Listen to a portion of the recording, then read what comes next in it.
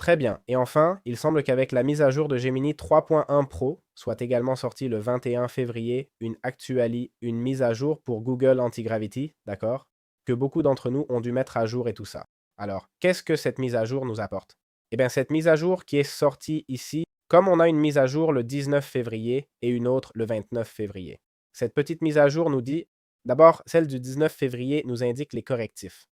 Un problème a été résolu où des plugins externes pouvaient planter et tout ça. Bon, quelques bugs ont été corrigés et on va passer à la section amélioration, ce qui est cool. Et maintenant, on a la disponibilité du Gemini 3.1 Pro. Des modèles et configurations ont été ajoutés, donnant ainsi plus de visibilité à l'utilisation des quotas des modèles. Ajout d'un réglage pour activer ou désactiver l'interaction du terminal. Un support a été ajouté pour télécharger les artefacts depuis le chat, depuis l'interface de chat.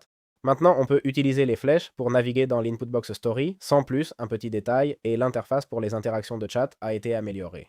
Les améliorations sont peu nombreuses, mais bon, ils ont intégré le Gemini 3.1 avec tous les modèles, d'accord? Gemini 3.1 High, Low, et ils ont gardé le Gemini 3 Flash. Donc voilà, pas grand chose de plus. En plus, ils nous ont retiré le Claude Sonnet 4.5 et le Claude Opus 4.5 Thinking qu'ils n'avaient pas annoncé, mais bon, ils nous l'ont retiré. Et pas grand chose de plus, c'est la mise à jour. Il n'y a pas beaucoup plus. Est-ce que le Gemini 3.1 Pro fonctionne mieux? Ça fonctionne bien. Bon, c'est vrai que j'ai pas assez utilisé Google Antigravity pour vraiment faire la différence entre les modèles, mais ce qui est sûr, c'est que Gemini 3 comparé au 3.1 Pro, il y a une différence assez notable au niveau des fichiers SVG, de la programmation et tout ça.